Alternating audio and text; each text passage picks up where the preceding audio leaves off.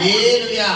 చూడండి, ఇక్కడ యేసు ప్రభు వారు ఒకానొక దినమున చూడండి పిల్లరా, మరి ఆయన యొక్కనటువంటి శిష్యులను తీసుకుని ఒక ప్రాంతమునకు వెళ్తుండగా ఒక ఇద్దరు గుడ్డివారు ఆయనను వెంబడించడం జరిగింది. మరి ఇప్పుడే ఎలాగైతే పిల్లరా ఒక సెలబ్రిటీ అంటే ఒక ముఖ్యమైనటువంటి విఐపి అంటే ముఖ్యమైనటువంటి వ్యక్తి మరి సొసైటీ సమాజంలోకి వస్తే ప్రజలందరూ ఎలాగైతే తండోపతండాలుగా ఆ వ్యక్తిని చూడటానికి వస్తారో పిల్లరా, మరి అదే విధంగా ఆ రోజులలో కూడా యేసు ప్రభు వారు ఎక్కడ ఉంటే అక్కడికి ఏ విధంగా వచ్చేవారంటే తండోపతండాలుగా అనేక జనాలు పిల్లరా స్వస్థత కోసం, విడుదల కోసం, మరి దురాత్మ శక్తుల చేత పీడించబడుతున్న వారు అనేకులు ఎవరి దగ్గరికి వచ్చేవారంటే యేసు ప్రభు వారి దగ్గరకు వచ్చేవారు. హల్లెలూయా. కొంతమంది యేసు ప్రభు వారు ముడితే స్వస్థత కలుగుతుందని నమ్ముకునేవారైతే, కొంతమంది యేసు ప్రభు వారు చూపు పడితే చాలు స్వస్థత కలుగుతుందని నమ్ముకునేవారైతే, కొంతమంది పిల్లరా ఆయన హస్తముతో మా మీద తాకితే మాకు స్వస్థత కలుగుతుందని నమ్ముకునేవారైతే, మరికొంతమంది ఆయన వస్త్రపు చెంగును ముట్టుకుంటే చాలు మాకు స్వస్థత కలుగుతుందని నమ్ముకునేవారు. హల్లెలూయా. దీన్ని బట్టి గమనించండి పిల్లరా, స్వస్థత ఎలా జరిగిందన్నది ముఖ్యం కాదు, నీలో విశ్వాసము ఎంత పరిమాణము ఉన్నదన్నదే ముఖ్యము. హల్లెలూయా. కాబట్టి ఇక్కడ గమనించండి, మరి ఈ రోజు వాక్యము మరి ఏమిటి అని మనం ఆలోచించగల, అసలు స్వస్థత బైబిల్లో ఏ ఏ విధాలుగా జరిగింది, స్వస్థత మనం పొందుకోవాలి, ఏ అనారోగ్యమైన వారి నడినెత్తి నుంచి అరిపాదం వరకు ఏ అనారోగ్యం నుండి మనము విడుదల పొందుకోవాలి, స్వస్థత పొందుకోవాలన్నా కానీ పిల్లలుగా మరి మన దగ్గర ఏ విధమైనటువంటి విశ్వాసం ఉండాలి, మనలో విశ్వాసం ఉంటే సరిపోతుందా, దేవునిలో కూడా దేవుడి మీద కూడా విశ్వాసం ఉంచాలా? రెండవది పిల్లరా, మన రోగం మీద మన సమస్య మీద మరి ఆలోచన ఉండాలా, లేదనుకుంటే దేవుడు మాట మీద ఆలోచన ఉండాలా, లేదనుకుంటే నమ్మకం ఉండాలా? ఈ విధంగా మరి ఆలోచించిన ఎడల ఈరోజు వాక్యం ద్వారా దేవుని పరిశుద్ధాత్మ దేవుడు మనతో మాట్లాడబోతున్నాడు. హల్లెలూయా. సరే, ఇక్కడ మనకి ఇద్దరు గుడ్డివారు కనబడుతున్నారు. ఈ ఇద్దరు గుడ్డివారు ఎవరిని వెంబడించారంట? యేసు ప్రభు వారిని వెంబడించడం జరిగింది. ఏమంటే ఎవరినైనా వెంబడిస్తే ఏదైనా కావాలి అన్న ఉద్దేశంతో వెంబడిస్తారు కదా. మరి ఇక్కడ యేసు ప్రభు వారిని ఈ ఇద్దరు గుడ్డివారు వెంబడిస్తూ ఏమని అడుగుతున్నారంట? చదువునా మాట ఒకసారి. దావీదు కుమారుడా, మమ్మను కనికరించమని కేకలు వేసింది. ప్రియ సహోదరి సహోదరుడా, నీ జీవితంలో కొన్ని స్వస్థతలు పొందుకోవాలి అంటే నువ్వు కేక వేయాలి. కేక అన్న మాటకు హెబ్రీ భాషలో ప్రార్థన, ఒక్కొక్క దానికి ఒక్కొక్క అర్థం. ఇదే కేక మనము కొద్దిగా ముందుకు వెళ్తే ఇదే లూకాసు సువార్త 19వ అధ్యాయంలో మరొక వ్యక్తి వేస్తున్నాడు. అతని పేరేంటి? బర్తలోమాయి. గుడ్డివాడైన బర్తలోమాయి. అతను కూడా ఏం వేస్తున్నాడు? కేక వేస్తున్నాడు. ఇతను కూడా ఏం వేస్తున్నాడు? కేక వేస్తున్నాడు. ప్రియ సహోదరి సహోదరుడా, నీ జీవితంలో దేవుడు కార్యము, దేవుడు స్వస్థత నువ్వు పొందుకోవాలంటే మొట్టమొదటిగా నీవు వెయ్యవలసింది ఏంటి? కేక, అంటే ప్రార్థన. చాలా మంది ఏం చేయరంటే ప్రార్థన చేయరు. ప్రార్థన చేయకుండా పిల్లరా స్వస్థత కావాలి అంటే జరగదు, అది జరగని పని. ఎందుకంటే ప్రార్థన అన్న మాటకు అర్థం ఏంటంటే మీకు వివరిస్తుంటాను నేను. దేవునితో మాట్లాడటం. సో ఎప్పుడైతే నీ సమస్య గురించి నువ్వు దేవునితో మాట్లాడతావో అప్పుడే దేవుడు నీతో కూడా మాట్లాడగలడు. ఇప్పుడు ఉదాహరణకు మీరు మీ గృహంలో ఉండి నేను పాస్టర్ గారితో మాట్లాడాలంటే మీ సమస్య క్లియర్ అవుతుందా? మీరు ఎక్కడికి రావాలి? చర్చికి రావాలి, దేవుడి సన్నిధికి రావాలి. సో ఎప్పుడైతే మీరు దేవుడి సన్నిధికి వస్తారు, ఇక్కడ దైవ సేవకులు ఉంటారు కాబట్టి మీరు మాట్లాడడానికి సులభం, అంటే ఈజీగా పని అయిపోతుంది. అలా కాకుండా నేను ఎక్కడ జర్నీలో ఉన్నాను, నేను ఏదో ప్రయాణంలో, నేను ఏదో మీటింగ్లో ఉన్నాను, నాకు ఫోన్ చేసి అర్జెంట్గా మీతో మాట్లాడాలంటే మాట్లాడతాను, కానీ మనసుతో మాట్లాడగలనా? ఫ్రీగా మాట్లాడగలనా? ఎందుకు? నేను వెళ్ళిన పని వేరే అక్కడ. అక్కడ వేరే దేవుడి పరిచయం మీద, దేవుడి పని మీద వెళ్ళారు. ఒకవేళ మీరు ఫోన్ చేసిన కంగారుగా అమ్మ చెప్పండి ఏంటి మీ సమస్య అని కనుక్కొని 2 నిమిషాలు ప్రార్థన చేసి ఫోన్ పెట్టేయడం తప్ప, అదే ఇక్కడైతే డైరెక్ట్ గా ముఖాముఖిగా మాట్లాడటానికి జరుగుతుంది. సో గమనించండి, అదే విధంగా ఆ రోజులలో యేసు ప్రభు వారితో ముఖాముఖిగా కలుసుకోవాలి అని ఒక 2 గుడ్డివారు యేసు దగ్గర ఏం వేస్తున్నారట? కేక వేస్తున్నారు. ప్రియ సహోదరి సహోదరుడా, నువ్వు దేవుడు సన్నిధిలో మొట్టమొదటిగా నీ కుటుంబంలో స్వస్థతే కాదు, మరి సమస్యల నుండి కావచ్చు, కష్టాల నుంచి కావచ్చు, ఇబ్బందుల నుంచి కావచ్చు, నిందల నుంచి కావచ్చు, పోరాటాల నుంచి కావచ్చు, అవమానం నుంచి కావచ్చు, ఒడిదుడుకుల నుంచి కానీ ఎటువంటి పరిస్థితిలో ఉన్నప్పటికీ కూడా నువ్వు దేవుడి సన్నిధిలో వేయవలసిన మొట్టమొదటి పని, ముఖ్యమైన పని ఏంటి? కేక. అంటే ప్రార్థన. కరెక్ట్ గా సాతాను ఏం చేయనివాడు? నేను ప్రార్థన చేయనివాడు.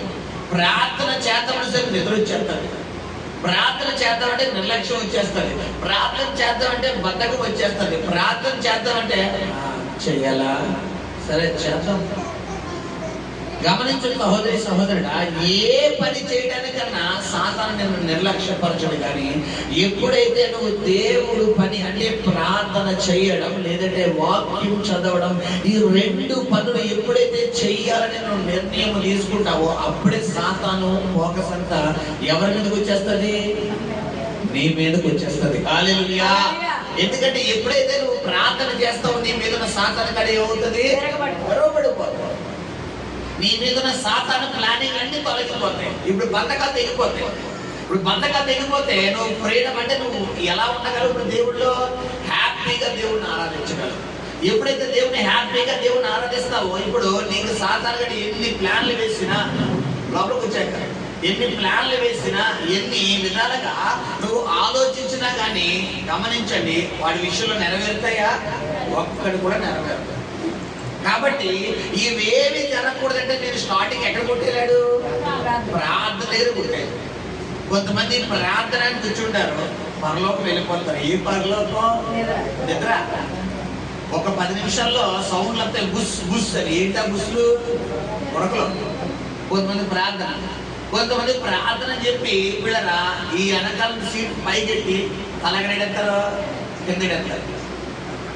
రెండు కేటగిరీ. మరికొంతమంది ప్రార్థన మీకు చెప్తుండగా ఎప్పుడు ముందు నిలువు మోకాలు వస్తుంది బండి, ఒక 2 నిమిషాలు నిలువు మోకాలు చేసే ప్రార్థన 5 నిమిషాలే. 5 నిమిషాల్లో 1 నిమిషం నిలువు మోకాలు, 1 నిమిషం సగం మోకాలు, ఇంకో నిమిషం మోకాల నుంచి బాటమసం, ఇంకొక నిమిషం బాటమసం నుంచి జారబడు, లాస్ట్ నిమిషం తలగా ఎడగొచ్చేస్తుంది, ఒళ్ళోకి వచ్చేసి ఇంకా చూసుకొని తర్వాత 1 గంట 1 గంట పొడుగుపోతారు. అయ్యి బాబోయ్ ఇంత శివు ప్రార్థన చేశానా అని వారు ప్రోత్సాహపరుచుకుంటారు. మీ సహోదరి సహోదరుడా గమనించి, ఎక్కడ సాతాను నిన్ను దాడి చేస్తున్నాడు. కాబట్టి ఈ గుడ్డివారు యేసును కేక వేస్తున్నారంట. మరి కేక వేసిన ఎమ్మటే కార్యం జరిగిపోయిందంటే జరగలేదు. అక్కడ కూడా గుడ్డివాడు కేక వేస్తున్నాడు, భర్తలోపై కేక వేస్తున్నాడు, దావీదు కుమారుడా నజరేయుడనని దాటిపోకయ్యా, నన్ను స్వస్థపరిచని అక్కడ కేక వేస్తున్నాడు, ఇక్కడ కేక వేస్తున్నాడు. అయితే అక్కడ 2వసారి వేసిన కేకకు యేసు ఆగాడు. బట్ ఇక్కడైతే మొట్టమొదటి కేకే ఆగిపోయాడు. ఆగిపోయి ఏమడుగుతున్నారు ఆయన? చదువునా? యేసు నేను మీకు ఇది చెయ్యగలడని మీరు నమ్ముచున్నారా అని వారిని అడుగగా, ఏమండి ఇప్పుడు ఒక అధికారి ఉన్నాడు, ఒక గవర్నమెంట్ అధికారి అంటే ఒక ఎమ్మెల్యే గారు, ఒక ఎంపీ గారు, ఒక సీఎం గారు, ఆయన దగ్గరికి ఎందుకు వస్తాం మనం? మన దినాన జగన్ గారు మన ప్రాంతానికి వచ్చారు. చాలా మంది రోగులు, లేదంటే మరి భయంకరమైనటువంటి గవర్నమెంట్ మరి అనేక ప్రమాదాల్లో చిక్కుపోయి మరి అంత లాస్ అయిపోయిన వ్యక్తులు ఆ స్కానింగ్ లో ఫైల్ అన్ని తీసుకుని ఎక్కడికి తీసుకుని ఎక్కడికి వచ్చారు? ఆ బస్సు దగ్గరికి వచ్చి ఇలా చెయ్యుతుంటే ఏమైంది? ఆయన బస్సు ఆపి కింద దిగి వచ్చి మాట్లాడారు. అవునా కాదా? ఎందుకు? ఊరికినే పని లేక, ఎందుకు? ఎంతో కొంత వారికి సహాయం అందుతుందనే కదా. అవునా కాదా? సో గమనించండి, ఇప్పుడు యేసు దగ్గరికి ఎందుకు వస్తున్నారు వాళ్ళు? స్వస్థత కోసం. స్వస్థత కోసం వస్తుంటే వారు స్వస్థత కోసమే నా దగ్గరకు వచ్చారని వెంటనే వారిని స్వస్థపరిచేట్టుగా దేవుడు. అవునా కదా? ఇప్పుడు అనారోగ్యంతో ఉన్నవారు వచ్చి ఉంటారు, సమస్యలతో వచ్చిన వారు వచ్చి ఉంటారు, అప్పుల బాధతో వచ్చిన వారు వచ్చి ఉంటారు, నా కుటుంబంలో భయంకరమైన శ్రమలతో ఉన్నవారు వచ్చి ఉంటారు. మరి మీరు ఏ ఏ సమస్యతో వచ్చారో ఎవరికి తెలుసు? దేవుడికి తెలుసు. వచ్చిన మీ అందరికి ఎప్పటినే కార్యం చేసేచ్చు కదా, అవునా కదా? వెంటనే స్వస్థపరిచేచ్చు కదా. కానీ కొంతమందికి హోల్డ్లో ఉంటుంది, అంటే కార్యము పెండింగ్ పడుతుంది. కారణం మీ విశ్వాసమును బట్టే కార్యం జరుగుతుంది. హల్లెలూయా, హల్లెలూయా. ఎప్పుడైతే యేసు ప్రభు వారు ఇక్కడ గుడ్డి వారిని అడుగుతున్నారు, ఏంటని అడుగుతున్నారంటే, మీరు నమ్ముచున్నారా నేను స్వస్థపరచగలనని? ఏమడుగుతున్నారు పిల్లరా? మీరు నమ్ముచున్నారా? వారు పుట్టుకతో గుడ్డివారు, వారికి యాక్సిడెంట్ కళ్ళు పోలేదు, బైబర్త్ గుడ్డి. బైబర్త్ గుడ్లో అంటే వారికి ఈ పైన బ్లాక్ అంటే ఈ నల్లగుడ్డు, ఆ తెల్లగుడ్డు పిల్లరా ఏర్పడుతుంది అంటే ఏర్పడదు. ఇప్పుడు చూడండి, ఈ నల్లగుడ్డు ఈ తెల్లగుడ్డు లోపల ఈ నల్లగుడ్డు ఉంటే ఆ నల్లగుడ్డు లోపల రెటీనా ఆ ఉండే ఇంత ఉంటుంది. ఆ రెటీనా పొరను బట్టే మనకు మొత్తం కనబడుతుంది. సో ఈ గుడ్లతో ఉన్న గుడ్డు వారికి ఏ గుడ్డు ఏర్పడదు చెప్పాలి? లోపల నల్లగుడ్డు ఏర్పడదు. కాబట్టి వాళ్ళు గుడ్లు ఎలా ఉంటాయి? తెల్లగా ఎలా చూస్తారు.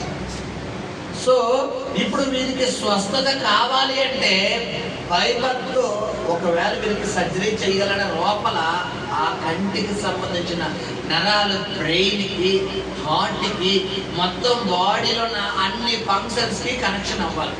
సో బైబర్త్ గుడ్డితనంగా ఉన్న వ్యక్తి ఎవరైనా అప్పుడు స్వస్థత పొందుకోగలరా? అది ఎవరి వల్ల అవే కార్యమా అంటే అయ్యే కార్యం కాదు.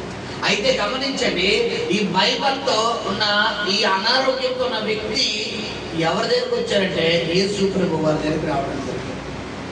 ఈ బ్లైండ్తో అంటే గుడ్డితనంతో ఉన్న వ్యక్తులు యేసు ప్రభు వారి దగ్గరికి రాగా వారి విశ్వాసాన్ని దేవుడు పరీక్షిద్దామన్న ఉద్దేశంతో మీరు నమ్ముచున్నారా అన్నాడు. ఆయన సెకండ్లో చేయగలరు కొన్ని కార్యాలు. జరగకపోవడానికి, కార్యం అవ్వకపోవడానికి కారణం ఏంటి? నీ విశ్వాసాన్ని ఏం చేస్తాడు దేవుడు? పరీక్షిస్తాడు. కొన్ని సమయాల్లో మన విశ్వాసం ఎవరి మీద ఉంటుందంటే మనుషుల మీద ఉంటుంది. పిల్లరా, ఉదాహరణకు మనకు ఒక చిన్న అమౌంట్ అవసరమై ఉంటుంది. అయితే మన దృష్టి అంతా ఎవరి మీద ఉంటుంది? ఎవరైతే మనుషులు మనకు సహాయం అందిస్తారో ఆ మనుషుల మీదే ఉంటుంది. ఏమాత్రం ఆ మనుషులు కనుక మనకి హ్యాండ్ ఇచ్చినా అంటే మనకి వెనకడికి వేసేసిన ఆ ఇచ్చే మనుషులు నీకు ఇవ్వలేమని చెప్పిన వెంటనే మనం ఏమైపోతాం? నిరుత్సాహపడిపోతాం. అయ్యయ్యో ఆ వ్యక్తి ఇస్తాడు అనుకున్నామే, ఆ వ్యక్తికి ఇవ్వలేదు, ఆ వ్యక్తి ఇవ్వట్లేదు, అయ్యయ్యో చాలా అని ఒకలా నిరుత్సాహం. ఇప్పుడు ఆ నిరుత్సాహం నీకు కలగకూడదంటే నీ మైండ్ ఎవరి మీద ఉండమని దేవుడు వాక్యం మాట్లాడుతుంది. దేవుడు. హల్లెలూయా. అడుగుడి ఇవ్వబడును, తట్టుడి తీయబడును, వేదకుడి దొరుకును, అడుగు ప్రతి వానికి నిశ్చయముగా అనుగ్రహించే దేవుడు. హల్లెలూయా. ధారాళంగా ఇచ్చే దేవుడు అంటే మీ దేవుడు. హల్లెలూయా. కొంచెం కొంచెం కాదు పిల్లరా, సమృద్ధిగా ఇచ్చే దేవుడు. హల్లెలూయా. కాబట్టి ప్రియ సహోదరి సహోదరుడా, నువ్వు అడిగేది ఎవరిని అడగకూడదు? మనుషుల్ని అడగకూడదు. స్వస్థత కావచ్చు, రోగం నుంచి కావచ్చు, అప్పులు కావచ్చు. బిడ్డరా, ఏది కావాలన్నా ఎవరిని అడగమని దేవుడు వాక్యం తెలియపరుస్తుందంటే దేవుడిని అడగాలి. నువ్వు దేవుడు సన్నిధిలో అడగడం అంటే ఏం చేయాలి? ప్రార్థన. అడగడం అంటే ఏసయ్యా నాకు ₹1,00,000 ఈ అడిగేది కాదు. కొంతమంది అడిగేస్తారంటే ఈ విధంగా నాకు 10,000 కావాలన్నాడు, ఇచ్చే ఏదో మనిషితో మాట్లాడినట్టుగా పని అవ్వదు. నువ్వు మనుషుల్ని అడిగే విధంగా దేవుడిని అడగడానికి కుదరదు. ఎవరిని అడగాలి? దేవుడిని అడగాలంటే ఒక పద్ధతి ఉంది. ఒక అధికారి దగ్గరికి మనం వెళ్ళి నిలబడినప్పుడు బిడ్డరా, మనకు నచ్చినట్టుగా కాలు మీద కాలు వేసుకుని, లేదంటే మనకు నచ్చినట్టుగా జేబుల్లో చేతులు పెట్టుకుని, లేదంటే అటు వంగుతూ ఇటు వంగుతూ, అటు తిరుగుతూ ఇటు తిరుగుతూ మనం అటు నిలబడగలమా? ఒక అధికారి దగ్గరికి వెళ్ళగానే మనకి తెలియకుండా మనం ఒకటి జరిగిపోతుంది. ఏంటి? మన చేతులు క్లోజ్ అయిపోతాయి, మనకు తెలియకుండానే క్లోజ్ అయిపోతాయి. అవునా కాదు? ఎప్పుడో మీరు గమనించారా? ఒక అధికారి దగ్గర నిలబడ్డా వెంటనే మనం ఏం చేస్తాం? మనకు అది మన మినిమం కామన్ మన బ్రెయిన్ చెప్పారు చేతులు కట్టు అని. ఎవరు మనకి పక్కనుండే చేతులు కట్టు అని అనరు. ఒక అధికార స్థానంలోకి వెళ్ళిన వ్యక్తి దగ్గరికి వెళ్ళగానే మనకు తెలియకుండా మన గౌరవం మన లోపల నుంచి వచ్చేస్తారు. సో గమనించండి, ఇప్పుడు దేవుడి దగ్గరికి వెళ్ళగానే నీకు తెలియకుండానే దేవుడి దగ్గర కొన్ని విధానాలు ఉన్నాయి. దేవుడికి ప్రార్థన చేసే ఒక విధానం ఉంది, ఆయన అడిగే ఒక విధానం ఉంది, ఆయన దగ్గర నుంచి పొందుకునే ఒక విధానం ఉంది. ఆ విధానం చొప్పున నువ్వు వెళ్తేనే కార్యం జరుగుతుంది. హల్లెలూయా, హల్లెలూయా. మన దగ్గర ఇప్పుడు మొబైల్ ఉంది, ఏదన్నా సార్ మొబైల్ ఇవ్వండి. చూడండి, ఈ మొబైల్లో సిమ్ వేయాలనుకుంటున్నాను. ఎలా వేయాలి? డైరెక్ట్గా ఇది పగలగొట్టి వేసేయచ్చా? ఎక్కించి రంపంతో శుభ్రంగా పోసి తీయచ్చా? ఎంత ఫోన్ ఉంటుందా? సిమ్ వేయాలంటే ఏం చేయాలి? ముందు ఈ పౌచ్ తీయాలి. తీసి ఏం చేయాలి? వెనకాల ఉన్నటువంటి ఆ వెనకాల ఏదైతే ఉందో బ్యాక్ కప్పు అది తీయాలి. అది తీసిన తర్వాత ఆ సిమ్కి ఉన్నటువంటి పిన్ తీయాలి. పిన్ తీసిన తర్వాత సిమ్ అంటారు. పెట్టిన మళ్ళా ఎక్కడ తింటుంది అలాగే క్లోజ్ చేసుకుంటూ వచ్చి అప్పుడు లాస్ట్ ఏం చేయాలి? ఇది ఆన్ చేయాలి. అప్పుడు సిమ్ వర్కౌట్ అవుతుంది. అవునా కదా? ఇప్పుడు ఇందులో ప్రాసెస్ ఏమాత్రం ఒకటి తప్పిన సిమ్ పని చేస్తుందా? మనకు నెట్వర్క్ చూపిస్తుందా? చూపించదు. దేవుడి కార్యాలు కూడా అంతే. నువ్వు దేవుడి కార్యాలు పొందుకోవాలంటే ఒక క్రమం ఉండాలి. ఒక స్వస్థతే కావచ్చు, ఒక అద్భుతమే కావచ్చు, ఒక విడుదలే కావచ్చు, ఒక ఫైనాన్షియల్ బ్లెస్సింగ్సే కావచ్చు, నీ కుటుంబంలో శుభకార్యమే కావచ్చు, నీ భర్త మార్పుడో, నీ భార్య మార్పుడో, నీ బిడ్డల మార్పుడో, నీ రోగం నుంచి విడుదల కావచ్చు, ఏదైనా ఒక క్రమము. దేవుడి దగ్గర ఒక అడిగే విధానం ఉండాలి. మొట్టమొదటిగా దేవుని ఏం చేయాలంటే బ్రతిమలాడాలి. నీ సమస్య అంతా దేవునికి విన్నపించుకోవాలి. నువ్వు తప్ప నాకెవ్వరు లేదయ్యా, నువ్వే చెయ్యగలవు, నువ్వే విడిపించగలవు, నువ్వే స్వస్థపరచగలవు, నువ్వే నా పక్షంగా కార్యం చేయాలి, నువ్వే నువ్వే నువ్వే ఎవరిని కనపరచాలి? దేవుని కనపరచాలి. ఒక వ్యక్తి దగ్గరికి మనం సహాయం చేయడానికి వెళ్తే 10,000 ఇవ్వండి, మీ వల్ల అయితే ఇవ్వండి అంటే 10,000 ఇస్తాడా? 10 రూపాయలు ఇస్తాడా? కనీసం 10 పైసలు కూడా ఇవ్వడు. ఎందుకు? ఎలా అడుగుతున్నాం మనం? మీ వల్ల అయితే ఎత్తేవండి లేకపోతే మానేయండి అంటే నా దగ్గర లేవయ్యా. ఇచ్చే వ్యక్తి కూడా ఏం చేస్తాడు? లేవయ్యా అన్నాడు. అయ్యా నువ్వు ఇస్తావని వచ్చాను, నీ మీద నా నమ్మకం అంతా పెట్టేసుకున్నాను, నీ మీద నేను హోప్స్ అన్ని పెట్టేసుకున్నాను, నువ్వు తప్ప ఈ సమయంలో నాకు మరొక మార్గం లేదయ్యా అని అడిగితే, లేకపోయినప్పటికీ ఎవరి దగ్గర నుంచో సెట్ చేసి నా మీద ఎంత నమ్మకం పెట్టుకున్నాడు కదా అని అనుకునేది ఎవరిది? మనుషులు ఆలోచన. ఒక మనుషుల తలంపులే ఎంత గొప్పగా ఉంటే విడరా, నిన్ను తన అరచేతులతో చెక్కినటువంటి దేవుడు ఆలోచన ఇంకెంత గొప్పగా ఉంటాయి. హల్లెలూయా. కాబట్టి సహోదరి సహోదరుడా, దేవుడి దగ్గర నుంచి ఏ కార్యం పొందుకోవాలన్నా మొట్టమొదటి స్టెప్, మొట్టమొదటి మెట్టు ఏంటి తెలుసా? బ్రతిమలాడటం.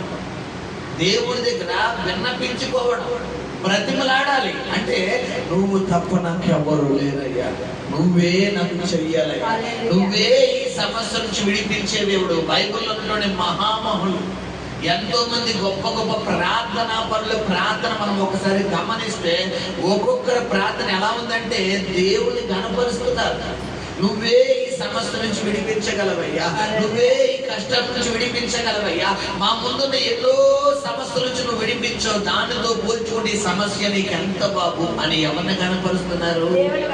బ్రతిమలాడాలి, గణపరచాలి. రెండవదిగా నీవు నమ్మాలి. దేవుడి కార్యాలు పొందుకోవాలంటే రెండవ కార్యం ఏం చేయాలి? నమ్మాలి. నువ్వు నమ్మకుండా ఏదో తూతూ మంత్రంగా ప్రార్థన చేస్తారంటే కుదరదు. ఎందుకంటే ప్రార్థనలో 2 రకాలు ఉంటాయి.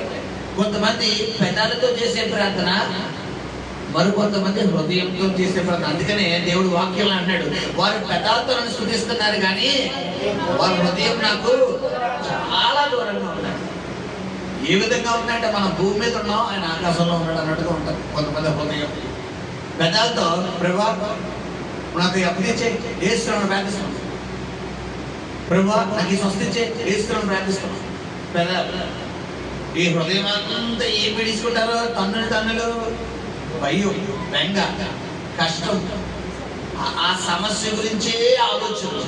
ఇప్పుడు కార్యం జరుగుతుందా? నీ ప్రార్థనకి సమాధానం వస్తుందా? రాదు. ఎందుకు? ఏం చేయలేదు, నువ్వు నమ్మలేదు, నీ హృదయంతో ప్రార్థన చేయలేదు. కాబట్టి సహోదరి సహోదరుడా గమనించు. రెండవదిగా దేవుడు కార్యం పొందుకోవాలంటే మొట్టమొదటిగా బ్రతిమలాడాలి, గణపరచాలి, దేవుడి దగ్గర విన్నతి పత్రం చేసుకోవాలి. చూడండి, ఎంతమంది గతంలో ఏమంటారు, రేషన్ కార్డుకి తహసీల్దార్ ఆఫీసులో ఎంతమంది పెట్టుకున్నారు? గతంలో పెట్టుకున్న వాళ్ళు ఎవరైనా ఉన్నారా? ఎంఆర్ఓ గారి కార్యాలయంలో, ఎంఆర్ఓ గారి ఆఫీసులో ఏమంటారు, తహసీల్దార్ గారికి వినతి పత్రము అయ్యా అంటామా లేదా? ఎందుకు? అంటే వినతి పత్రం అంటే ఏంటి? దయతో మాకు ఇది మీరు కలిగించండి.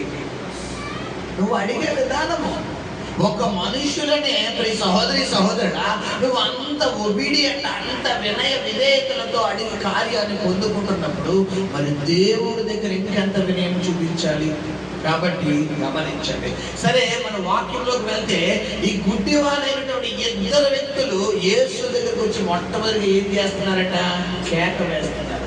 ఎప్పుడైతే మీరు కేక అంటే ప్రార్థన చేస్తున్నారో దేవుడు ఏం చేశాడు? ఇప్పుడు వారి ప్రార్థన, వారి కేకకి ఆగిపోయాడు. ఆగిపోయి వెంటనే మీరు నమ్ముచున్నారా అన్నాడు.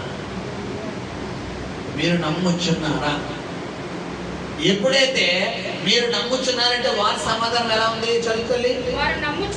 వారు నమ్ముచున్నాము ప్రభువా అని ఆయనతో చెప్పిరి.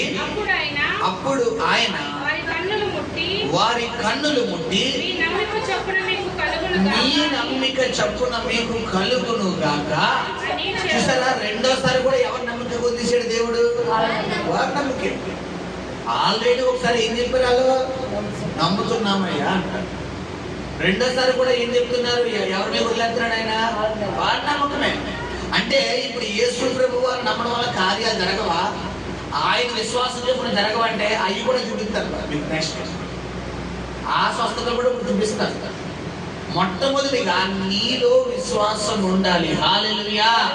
నీవు ఈ స్వస్థతే కావచ్చు, అప్పుల నుంచి విడుదలే కావచ్చు, కుటుంబ సమస్య నుంచి విడుదలే కావచ్చు, ఏ సమస్య అయినా మొట్టమొదటిగా నీలో ఏ ఉండాలి? సహోదరి సహోదరుడా, విశ్వాసం ఉండాలి.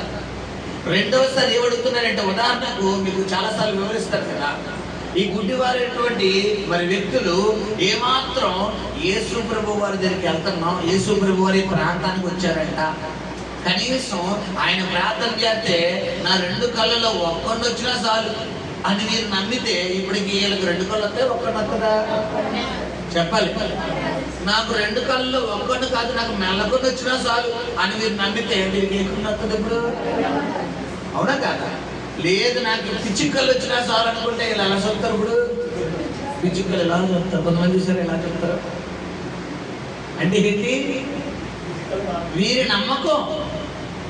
నీ నమ్మకం బట్టే కార్యాలు జరుగుతాయి. హల్లెలూయా. నీ నమ్మకం. నువ్వు ఎంతగా దేవుడి మీద విశ్వాసం ఉంచితే అంతగా దేవుడు అద్భుతం చేస్తాడు. హల్లెలూయా. కోవైడ్ ప్రాంతంలో కుమార్తె ఉన్నారు. తన భర్త గురించి దేవుడు పిల్లరా జూలై ఆగస్ట్ ప్రాంతంలో దేవుడు ఒకటి మాట్లాడాడు. అమ్మా 6 నెలలు తిరిగిలోకి దేవుడు నీ భర్తను మార్చబోతున్నాడు అని మాట్లాడాడు. కరెక్ట్ గా డిసెంబర్ 15, 20 తారీఖు వరకు ఆ కుమార్తె భర్త అస్సలు మారలేదు. అస్సలు మారకపోతే ఆ బిడ్డ ఫోన్ చేసి, పాస్టర్ గారు 6 నెలలు తిరిగిలోకి నా భర్త మారుతానని అన్నారండి. ఆల్రెడీ 6 నెలలు అయిపోతుంది, ఇంకా 10 రోజుల్లో 6 నెలలు అయిపోతుంది పాస్టర్ గారు. మరి 10 రోజుల్లో అయిపోద్దండి, నాకైతే మారతాడని లేదండి అంటే, చివరి క్షణంలో సైతం దేవుడు ఏం చేయగలడు? అద్భుతం చేయగలడు. ఉపవాసం మరి ఈ రెండింగ్ కాబట్టి ఒక 3 రోజులు, 2 రోజులు, 4 రోజులు, 5 రోజులు ఉపవాసం ఉండి దేవుడి సన్నిధిలో గోజాడు. ప్రభువా, మాట ఇచ్చి నువ్వు తప్పు నరుడు కాదయ్యా, సేవకులు కాదు మాట్లాడేది నువ్వు ప్రభువా అని ప్రార్థన చేయనా, తప్పకుండా దేవుడు అద్భుతం చేస్తాడన్న సహోదరుని బలపరిచాడు. ఎంత గొప్ప దేవుడు అంటే 30% ఫుల్గా ఆన్ అయిపోయింది మనోడు బండి. 30% ఎలా ఉంటారు మందుబాబులు? ఫుల్ ఆన్ అయిపోయింది బండి. జనవరి 1తో 30% శుభ్రంగా ఆన్ అయిపోయి జనవరి 1 పొద్దున్నే చర్చిలో ఉన్నాడు. అయ్యారు ఏ నిర్ణయం తీసుకున్నానంటే నిన్న నైట్ కూడా శుభ్రంగా తాగేసి అన్ని వదిలేసాను, ఇక నుండి ఈ సంవత్సరం నుండి నేను ఇంకా అన్ని మానేస్తున్నాను, నేను దేవుళ్ళలోనే ఉంటాను నిర్ణయం తీసుకున్నాను. హల్లెలూయా. జరిగిందా దేవుడి కార్యం?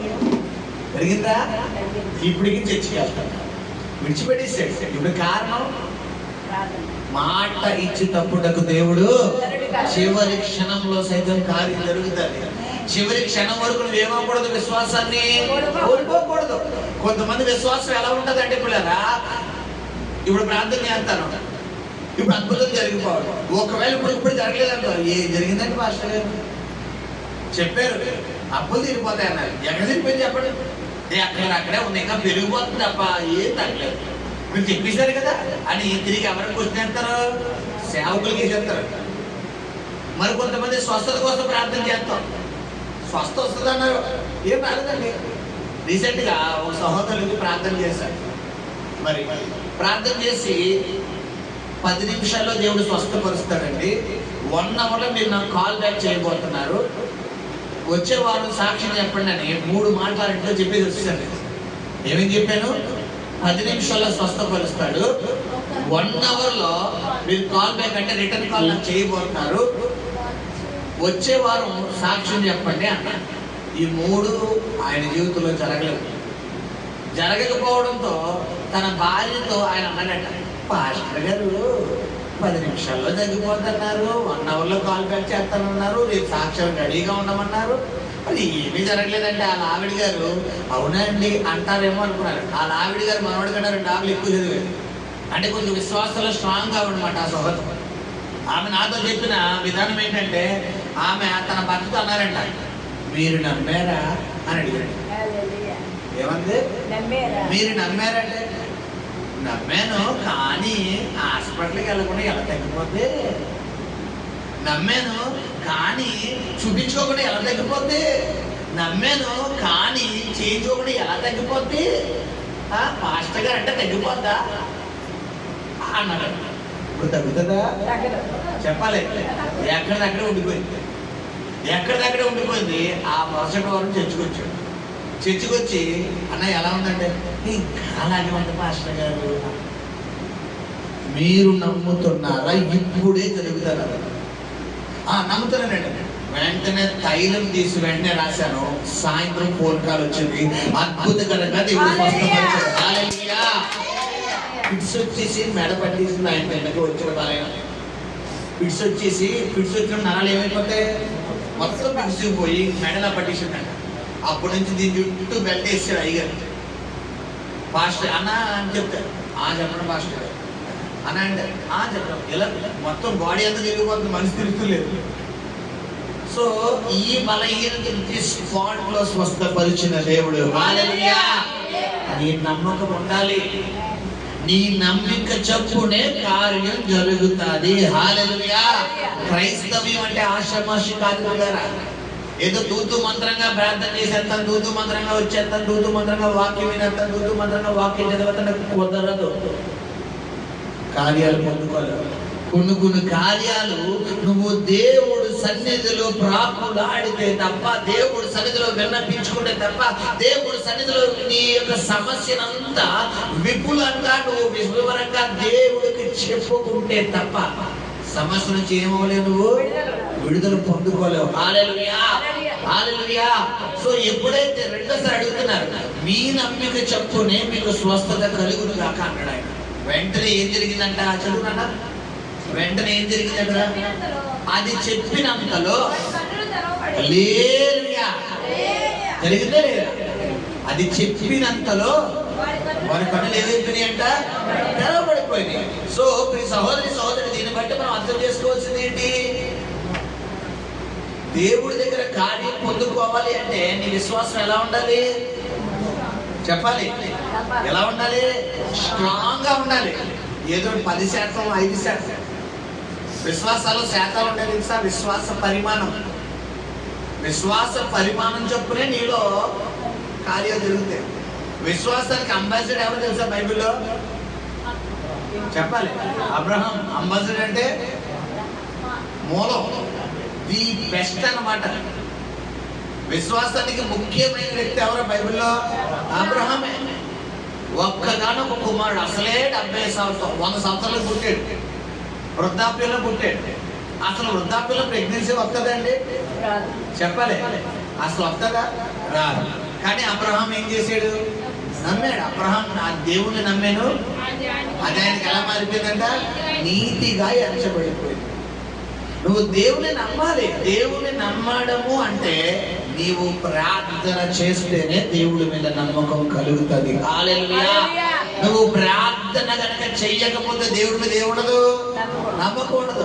ఎప్పుడైతే దేవుడి మీద నమ్మకం ఉండదో నీ ముందు వచ్చే సమస్యలు బ్రేక్ డాన్స్ చేస్తాయి. అప్పు కావచ్చు, అనారోగ్యం కావచ్చు, కుటుంబ సమస్య కావచ్చు, భర్త సమస్య కావచ్చు, భార్య సమస్య కావచ్చు, బిడ్డల సమస్య, ఏదైనా ముందు వచ్చి బ్రేక్ డాన్స్ చేస్తాయి. ఇప్పుడు అట్లా చూసి నువ్వు ఏం చేస్తావు? నువ్వు బ్రేక్ డాన్స్ చేస్తావు. అవి యాత్రకి చేత అయిపోయింది. ఎప్పుడైతే నువ్వు దేవుడి సన్నిధిలో మోకరిస్తావో నీ ముందు నిలబడగలవా? చెప్పాలి, ఒక్క క్షణం కూడా నిలబడవు. హల్లెలూయా. కాబట్టి వెంటనే దేవుడి కార్యం జరిగింది. సరే, ఇది మనలో విశ్వాసం గురించి. అంటే యేసు ప్రభువు వారు నీ విశ్వాసం అంటే నువ్వు నమ్ముచున్నావా అనే పొందుకున్నటువంటి కార్యం. దీనిపైన ఇదే మత్తయి సువార్త బిడరా, ఇదే 9వ అధ్యాయంలో మనకు ఒక వ్యక్తి కనబడుతున్నారు. 12 సంవత్సరాల నుంచి రక్తస్రావంతో ఉన్నటువంటి ఒక కుమార్తె. చూడండి 20వ వచనం. అదే పేజీలో 20వ వచనం చదవండి. ఇదిగో 12 సంవత్సరముల నుండి రక్తస్రావ రోగము గల ఒక స్త్రీ, నేను ఆయన పై వస్త్రమును మాత్రం ముట్టితే బాగుపడుతుందని తనలో తాను అనుకొని ఆయన వెనుకకు వచ్చి ఆయన వస్త్రపు చెయ్యి ముట్టెను. యేసు వెనుకకు తిరిగి ఆమెను చూచి, కుమారి, ధైర్యముగా ఉండుము, నీ విశ్వాసం నిన్ను బాగుపరచునని చెప్పగా ఆ గడియ నుండి ఆ స్త్రీ బాగుపడెను. హల్లెలూయా. ఇక్కడ యేసు ప్రభు వారు ఏమన్నా ఆమెతో మాట్లాడారా?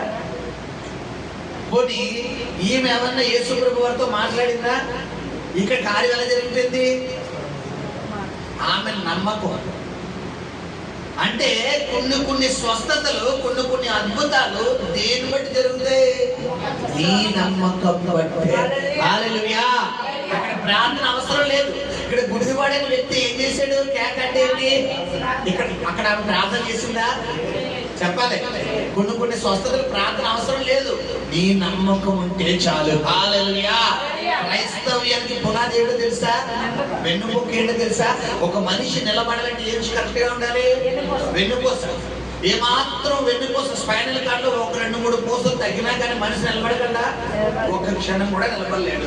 ఇప్పుడు గమనించండి, ఈమె యేసు దగ్గరకు వచ్చి ఈమె విశ్వాసం ఎలా ఉందంటే, యేసు ప్రభు వారి చూపులో స్వస్థత ఉంది, మాటలో స్వస్థత ఉంది, వెలికల్లో స్వస్థత ఉంది, ఆయన హస్తంలో స్వస్థత ఉంది, ఆయన వస్త్రపు చెంగులో స్వస్థత ఉంది, ఆయన ఉమ్ములో స్వస్థత ఉంది, ఆయన పీల్చే గాలిలో స్వస్థత ఉంది, ఆయన కంఠ స్వరంలో అద్భుతమైన స్వస్థత ఉంది, ఆయన ఏది చెబితే అది జరుగుతుంది. కాబట్టి ఆయన వేసుకున్న వస్త్రపు అంగీని ముట్టుకున్నా నాకేం జరుగుతుంది? ఈ ఎవరిలో ఉండాలి? మనలో ఉండాలి. మనలో ఉండాలి. నువ్వు దేవుడు కార్యాన్ని పొందుకోవాలన్న విశ్వాసం ఎవరిలో ఉండాలి? నీలో ఉండాలి. గమనించు సహోదరి సహోదరుడా, నీవు ఎలాగ నమ్మితే అలాగే నీ కుటుంబం ఉండాలి. నువ్వు నమ్మకుండా, మీకు చెప్పాను గతించిన ఒక 3-4-5 వీక్స్ బ్యాక్, రోజుకి 100 సార్లు ఐ యామ్ బ్లెస్సింగ్ పర్సన్ అనమన్నాను. అన్నారా? మొన్నసారి 2 సార్లు గుర్తుపెట్టారు, గుర్తుచేసాను కదా. మనకు అలాంటి ఎందుకు గుర్తుంటే? చెప్పాలి, అలాంటి ఎందుకు గుర్తుంటే? నీకు 1000 రూపాయలు ఇస్తారమ్మా తీసుకుంటే అక్కడికి పొద్దున్న సాయంత్రం ఎక్కడ తిరుగుతాం మనం? చెప్పలే, 1000 ఇస్తారు.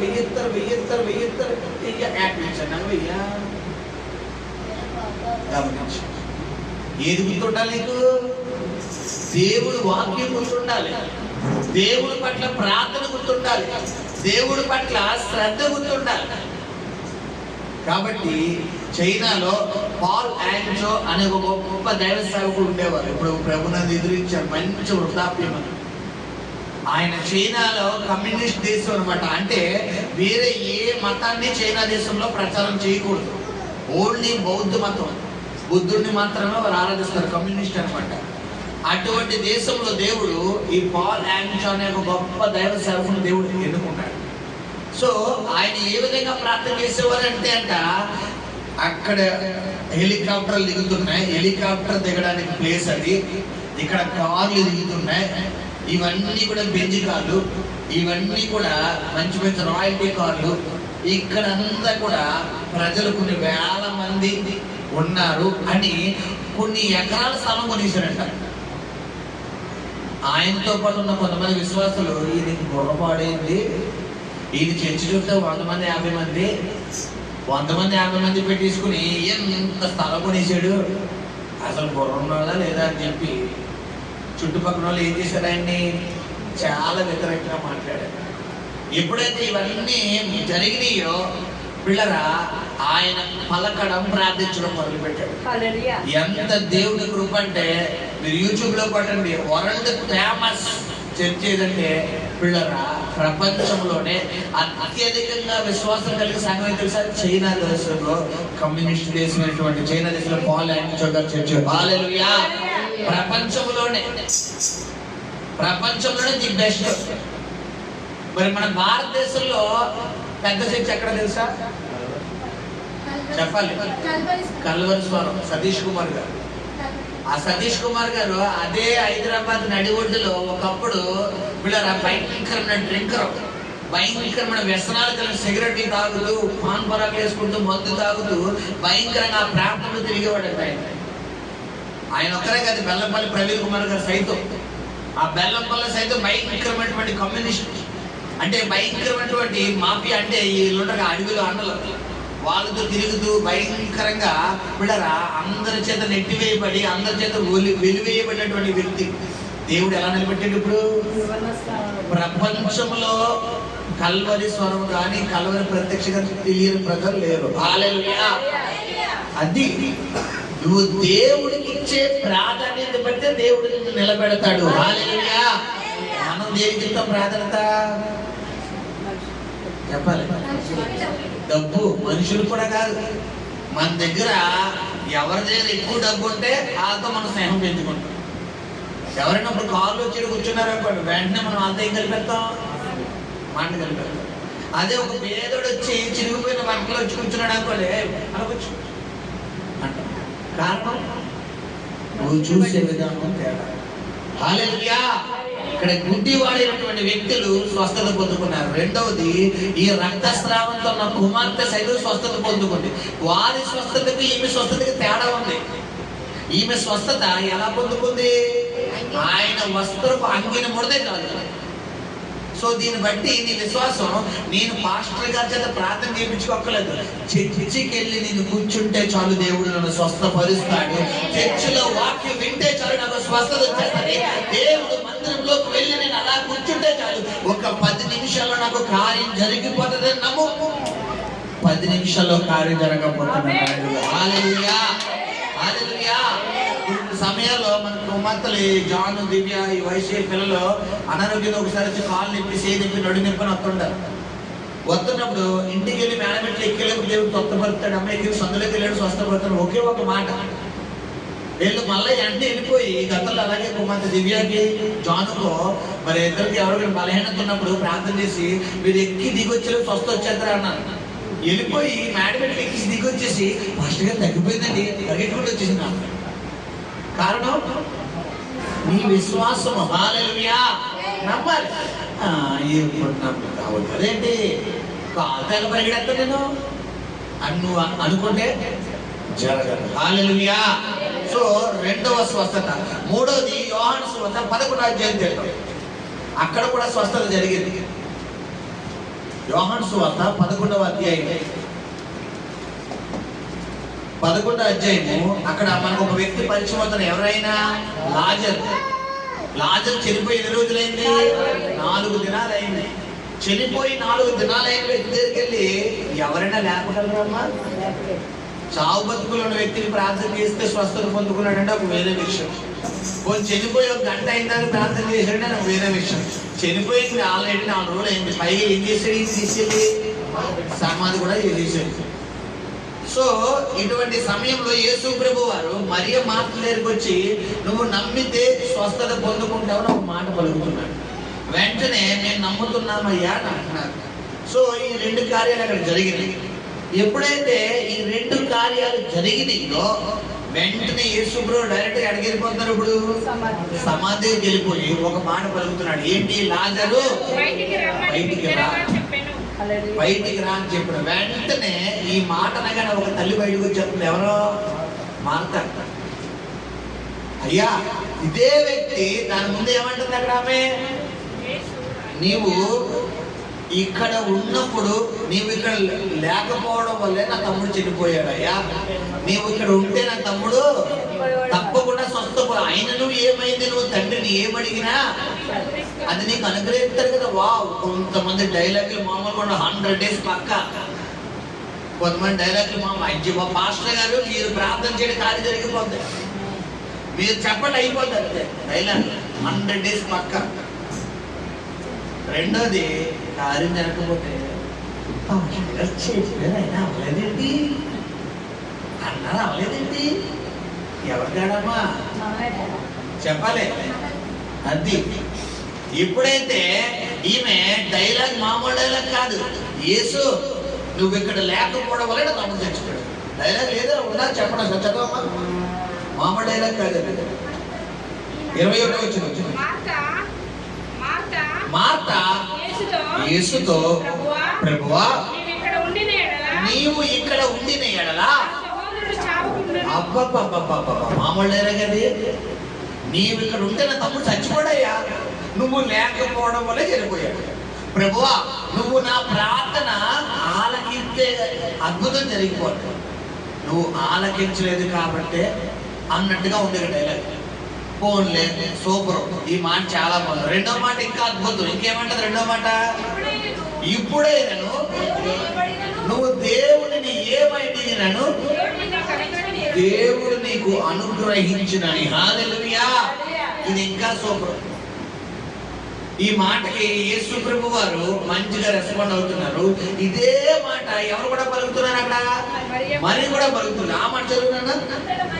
అంతట మరియా యేసు ఉన్న చోటికి వచ్చి ఆయనను చూచి ఓకే ప్రభువా నీవు ఇక్కడ ఉండిన ఎడలా. చూసారా? అసలు ఇద్దరు ఒకే క్లాస్ చదువుకున్నారు, ఒకే క్లాస్ ఒకే బడిలో చదువుకున్నారు. ఇద్దరు అక్కాశలు చదువుకుని ఇద్దరు ఒకే డైలాగ్ ప్రాక్టీస్ చేశారు. యేసు ఉంటే జరగకపోతును, యేసు లేడు కాబట్టి జరిగిపోయింది, యేసు లేడు కాబట్టి జరిగిపోయింది, యేసు లేడు కాబట్టి చచ్చిపోయాడు అంటున్నాడు. మొత్తానికి యేసు ప్రభు లాగానే ఇంక మామూలు కదా డైలాగ్ల వర్షం కురిపించేస్తుంటే యేసు ప్రభు వారు ఒక అద్భుతమైన మాట పలుకుతున్నారు. మార్త నువ్వు నమ్మిన ఎడలా దేవుని మహిమను చూస్తావు అంటాడు. వెంటనే నీ తమ్ముడు సమాధి ఏదమ్మా అంటే ఇదిగో ప్రభు ఇదే అని చూపిస్తారు. చూపించి వెళ్ళగానే యేసు ప్రభు వారు సమాధి దగ్గరికి వెళ్ళి లాజరు ఆ రాయిని పొర్లించండి అంటున్నారు. పొర్లించమనగానే వెంటనే మధ్యలోకి వచ్చారు నీ తల్లి. ఎవరో? మార్త మధ్యలోకి వచ్చేసి ఆల్రెడీ ఏడేళ్ళ కొట్టింది ఇవిడి. నువ్వు తండ్రిని నువ్వు దేవుడిని ఏమడిగినా ఇచ్చేస్తాడు అంటే చనిపోయిన నా తమ్ముడు కూడా బతికేస్తాడు. ఆ మాటకు అదే కదా అర్థం, అవునా కదా? పాస్టర్ గారు మీరు ప్రార్థన చేయండి, దేవుడు అద్భుతం చేసేస్తాడు. నేను ప్రార్థన చేస్తాను, దేవుడు అద్భుతం ఒకవేళ ఆలస్యంగా చేసేది ఏమవలేదు చూస్తే ఎలా ఉంది ఏంటి అలా అంటే పాస్టర్ గారు ప్రార్థన చేసినా కూడా అవతనమాట. ఏమో ఎవరి తేడా? నీ తేడా. ఎప్పుడైతే ఈమె యేసు సమాధి దగ్గరికి వెళ్ళి లాజరు ఉన్న సమాధి రాయిని దొర్లించమన్నాడు, వెంటనే మధ్యలో వచ్చి ఒక మాట అన్నది. ఏంటది? మార్త ప్రభువా వాడు చనిపోయి 4 దినములైనది కనుక హల్లెలూయా. అక్కడ ఏమంటామా ముందు నువ్వు దేవుణ్ణి ఏమడిగినా అంటే చనిపోయిన వ్యక్తిని సైతం దేవుడు ఏం చేయగలడు నమ్మింది. అంటే ఈమె విశ్వాసం ఎలా ఉంది నేను చెప్పాను కదా. మాటలకే కొంతమంది మాటలకి పోతురాదు, చేతలకే అయిపోయినట్టే. మాటలకి ఎలా ఉంటదంటే వీళ్ళ మాటలు అయ్యి బాబోయ్ కోటలు నాడిపోతాయి. ఇంకెలా ఉందంటే చూసుకో తెల్లసరి బిల్డింగ్ అయిపోయింది మామూలుగా, ఇంక అయిపోయిందంటే ఇంకా నువ్వు మొత్తం బిల్డింగ్ కారు అలా ఎలా అంటారు. విశ్వాసం క్రియతో కూడింది వచ్చేసరికి ఏమైపోతుంది వీరి ఆత్మీయ జీవితం. ఏంటో జగనన్న ఇల్లు ఇచ్చినా చాలు, ఒక గది ఇస్తే చాలు, మనం వెళ్ళాల్సి అక్కర్లేదులే, ఆ కారు అక్కర్లేదులే, మనకి ఎందుకులే కారు సైకిల్ ఉంటే చాలు అంటే వీరి ఆత్మీయ జీవితం ఏమైపోతుంది ఒక్కసారిగా సర్దుకుపోతుంది. హల్లెలూయా. ఈ మధ్య అంటారు ప్రభువా వాడు చనిపోయి 4 రోజులు అయిందయ్యా, దేహం అంతా గుళ్ళు కప్పు కొట్టేస్తుందయ్యా అని అడుగుతుంటే వెంటనే యేసు ప్రభు వారు అంటున్నారు, అది చెప్పి నేను ముగిస్తాను చదవమ్మా. అందుకు యేసు నీవు నమ్మిన ఎడల దేవుని మహిమను చూద్దువని నేను నీతో చెప్పలేదా అని ఆమెతో అనెను. అంతటి వారు ఆ రాయి తీసిరి యేసు కన్నులు పైకెత్తి తండ్రి నీవు నా మనవి వినినందున నీకు కృతజ్ఞతాస్తుతులు చెల్లిస్తున్నాను. నీవు ఎల్లప్పుడూ ఏమండి చూసారా యేసు ప్రభు వారి ప్రార్థన ఎలా ఉంది ఇక్కడ కార్యం పొందుకోవడానికి. నాకు చెప్పారు కదా నీ ప్రార్థన ఎలా ఉండాలన్నాను, ప్రారంభంలో చెప్పాను నీ ప్రార్థన ఎలా ఉండాలి, దేవుణ్ణి ఏమడగాలి, బ్రతిమలాడాలి. యేసు ప్రభు వారు ప్రభువా నేను చెప్తున్నాను నీ నామం అన్నాడు ఆయన. ఎలా ప్రార్థన చేద్దాం, తండ్రి నీవు నా మనవి వినినందున కృతజ్ఞతాస్తుతులు చెల్లించుచున్నాను. నువ్వు ఎల్లప్పుడూ నా మనవి వినిచున్నావని నేను ఎరుగుదును కానీ నీవు నన్ను పంపితవని ఏంటమ్మా ఈ జన సమూహము నమ్మునట్లు వారి నిమిత్తమై ఈ మాట చెప్పిన నేను.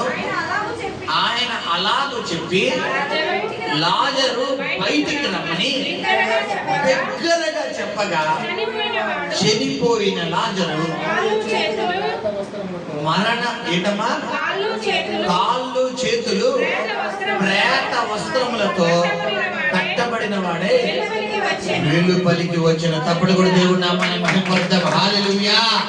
నీవు గనక ఈ రాత్రి గనక యేసు నామాన్ని ఉచ్చరించి నీ యొక్క మృతతుల్యమైపోయినటువంటి నీ సమస్యను, మృతతుల్యమైపోయినటువంటి నీ యొక్క కుటుంబ సమస్యను, నీ అప్పుల సమస్యను, నీ ఆరోగ్య సమస్యను, నీ అనారోగ్య సమస్యను గనక నువ్వు యేసు నామాన్ని ఉచ్చరించి నువ్వు ఆజ్ఞాపించి పలికితే యేసు నీతో పలుకుతున్న మాట నిన్న నేడు రేపు ఏకరీతిగా ఒకే విధముగా ఉన్న దేవుణ్ణి మన మధ్యన సంచరిస్తున్నాడు. హల్లెలూయా.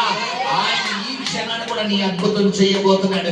ఏంటి అద్భుతం అంటే నువ్వు పలకాలి యేసు నామములో నా అప్పు నన్ను విడిచిపెట్టి వెళ్ళిపో, నా రోగము నన్ను విడిచిపెట్టి వెళ్ళిపో, నా సమస్య నన్ను విడిచిపెట్టి వెళ్ళిపో, నా సోదరు నన్ను విడిచిపెట్టి వెళ్ళిపో. యేసు నామములో నీకు ఆజ్ఞాపిస్తున్నాడు, నువ్వు పలుకు. 24 గంటలు తిరిగేలోపు దేవుడు అద్భుతం చెయ్యబోతున్నాడు. హల్లెలూయా. పలకడం ఎవరి వంతు పిల్లరా? మన వంతు. నువ్వు పలకాలి, ఆజ్ఞాపించాలి. నీకు దేవుడు అధికారం ఇచ్చాడు. నువ్వు పలకకుండా ఆజ్ఞాపించకుండా నువ్వు ఏమి చేయకుండా కార్యాలు జరిగిపోవాలంటే జరగవు. నేనే చెప్తున్నాను జరగవు. పలకడం ఎవరు వద్దు. ఎప్పుడు మనం పలకగలం? ఇప్పుడు మన జేబీ ఒత్తుగా ఉందనుకోండి, గుండె ఎలా ఉంటది? ఒత్తంటే ఏంటి? ఇంట్లో గుడ్డముక్కలు పెట్టుకుంటావా? ఏమంటే జేబీలో డబ్బులు. ఏంటి జేబీ ఒత్తుగా ఉందనుకోండి, గుండె ఎలా ఉంటది? ధైర్యంగా ఉంటది. ఎవడంతగా ఏముందిగా అని. ఏమాత్రం జేబీలో చిల్లర కలగలాడింది అనుకోండి, ఎవడన్నా ఎలా అన్నా కూడా భయపడిపోతాం. ఎందుకు? దేవుడికి తల్లి లేదు. ఇప్పుడు దేవుడి కార్యాలు పొందుకోవాలంటే ఈ తడితో సంబంధం లేదు. ఇక్కడ తడి ఉండాలి. ఇక్కడ తడి ఏంటి? దేవుడు నా పక్షంగా ఉన్నాడు, దేవుడు నాతో ఉన్నాడు. నాకు డబ్బు అక్కర్లేదు, నాకు ఏది అక్కర్లేదు, నా యేసయ్య నాతో ఉంటే చాలు. నేను ఏది అడిగితే నా యేసయ్య ఇస్తాడు, ఎలా అడిగితే నా యేసయ్య ఇస్తాడు. నేను మోకరించడం ఆలస్యం, నా దేవుడు నా పక్షంగా నిలబడతాడు. నేను ప్రార్థన చేయడం ఆలస్యం, నా దేవుడు నా పక్షంగా నిలబడతాడు. నా కంట కన్నీరు వచ్చిందంటే నా దేవుడు నా పక్షంగా బయలుదేరుతాడని నువ్వు ఎప్పుడైతే నమ్ముతావో అప్పుడే నీ కుటుంబంలో నిన్ను, నీ కుటుంబాన్ని సైతాలు విడిచిపెట్టి వెళ్ళిపోతాయి. హల్లెలూయా, హల్లెలూయా. నమ్మడం నీ వంతు, ప్రార్థన చేయడం నీ వంతు, పలకడం నీ వంతు, స్వస్థపరిచి కార్యం చేసి అద్భుతం చేసి వెళ్ళిపోవడం ఆయన వంతు. హల్లెలూయా. నమ్మి కార్యం పొందుకో. కళ్ళు మూసుకుని ప్రార్థన ఎక్కిపించు. పరిశుద్ధుడానికి స్తోత్రం నాయన. మహాకరుడ, మహోన్నతుడా, నీ అద్భుతమైన వాక్య సందేశం ద్వారా అయ్యా నీ స్వస్థత ఏ విధంగా పొందుకోవాలి, స్వస్థత పొందుకోవాలంటే మనలో ఏ విధమైనటువంటి విశ్వాసం ఉండాలి, ఎలాంటి విశ్వాసం ఉంటే స్వస్థత పొందుకుంటామని అయ్యా రకరకాల ప్రభు స్వస్థతల కోసం మీరు మాతో మాట్లాడారు నాయన. నిజమే ప్రభు, మా జీవితంలో కొన్ని కార్యాలు పొందుకోకపోవడానికి నీ మీద అట్టి నమ్మకం మాకు లేకేనైనా ఇదిగో ప్రభా, నేను అడిగే విధానం నీ బిడ్డలకు తెలియక ప్రభా అయ్యా ఎలా మనవి చేసుకోవాలో, ఎలా వినతి చెప్పుకోవాలో, ఎలా వారి సమస్యలు ఇదిగో నీ ఎందుకు విపులంగా చెప్పుకోవాలో ప్రతిదీ కూడా నాయన మీరు తెలియపరిచి వివరంగా చెప్పి ఉన్నారు. కాబట్టి నాయన విద్యన వాక్యం ఇదిగో 30 గాను 60 గాను 100 గాను ఫలభరితముగా మారును గాక, అద్భుతం జరుగుడు గాక, దుఃఖ దినాలన్నీ సమాప్తమైపోను గాక. తండ్రి మీరే తోడే ఉండమని, దీవించమని, ఆశీర్వదించమని, అద్భుతం చేయమని వేడుకుంటూ కృతజ్ఞతలు చెల్లిస్తూ సమస్తాన్ని మీ చేతిగా అప్పగించుకుంటూ ప్రభు అయిన యేసుక్రీస్తు నామములో ప్రార్థించి వేడుకొని పొందుకుని ఉన్నాము తండ్రి. ఆమేన్.